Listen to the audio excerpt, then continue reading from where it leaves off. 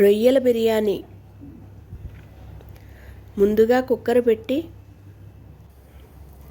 జీలకర్ర, అల్లం వెల్లుల్లి, పచ్చిమిర్చి తాలింపు వేసి అల్లం వెల్లుల్లి పచ్చివాసన పోయాక ఉప్పు, కారం, పసుపు వేసి ఉడకబెట్టిన రొయ్యలు వేసి ఒక 3 నిమిషాలు వేగాక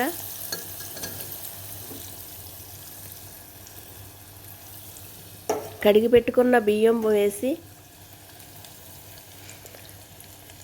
తగినంత ఉప్పు, పసుపు వేసి 2 స్పూన్లు కారం, 2 స్పూన్లు మసాలా పొడి వేసి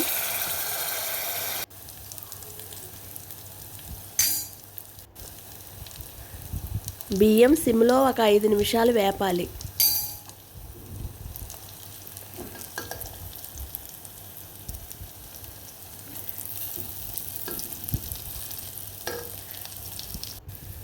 వేగిన తరువాత ఒక గ్లాసు బియ్యానికి 2 గ్లాసులు నీళ్లు పోసి బియ్యాన్ని బట్టి కొంచెం వేసుకుంటే వేసుకోవచ్చు ఆ నీళ్ళు. Cooker 3 whistle రానిచ్చి